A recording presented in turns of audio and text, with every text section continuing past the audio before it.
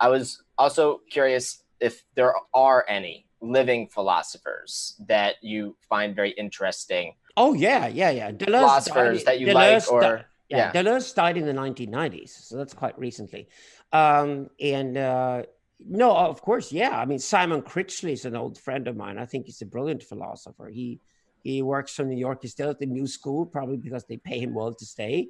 Otherwise, he'd be frustrated in American academia at the moment. But Simon Critchley writes beautiful books, and he also approaches topics that you kind of go, why would you write a book on dead philosophers? That's a bestseller he wrote. Why would you write a book called The Faith of the Faithless that he wrote?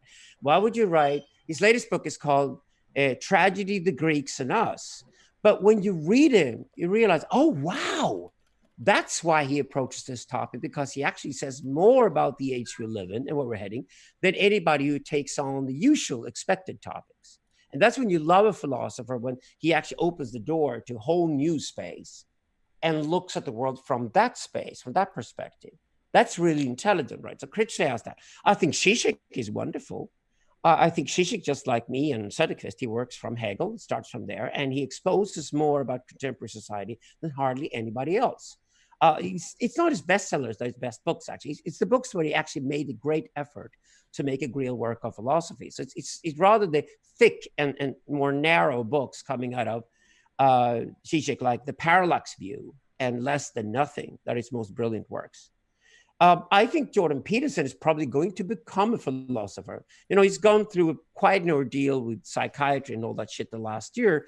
But I know Jordan is writing, and after he's written these books on how to get your shit together and stuff like that, and he did great work on anthropology in the 1990s when I discovered Jordan.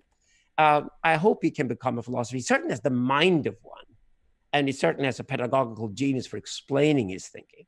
I think he's a great contemporary philosopher too. And I know these guys. Nick Land, for example, he lives in China these days and he's highly controversial for his dark enlightenment texts and all that shit.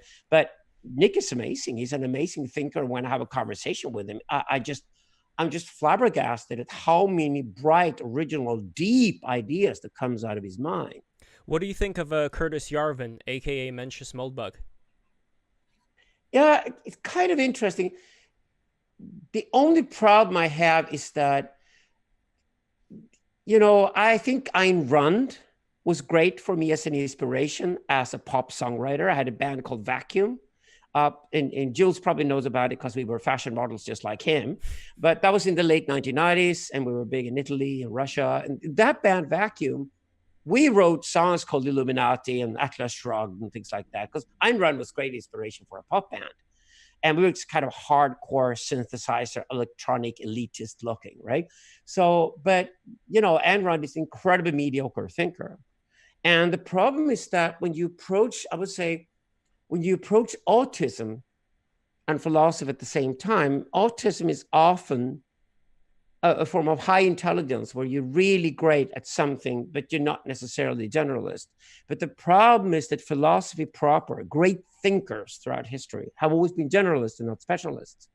So it's probably better if you have sort of an autistic personality to be a specialist and go into Bitcoins and use your mathematical genius or something, and then you become really successful.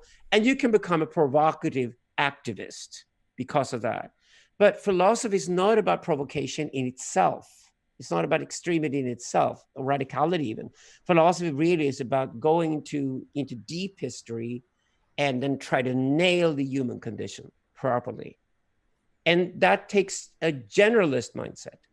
So that's exactly why I'd be careful to popularize these fascinating characters that they are, and then turn them into philosophers proper, because that's a very, very different ballgame.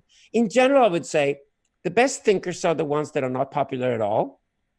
Although Hegel was popular during his lifetime, but he was kind of unique. That's why Critchley's book, The Book on Dead Philosophers, is so interesting, because when it comes to writers and artists, we know some of them are only discovered after they die, like Kafka.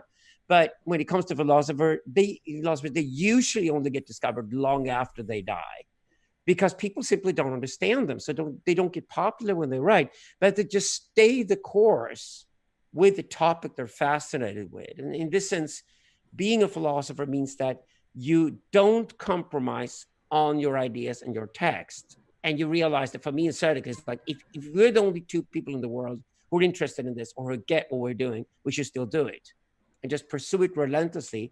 And maybe somebody in the future will discover it, but who cares?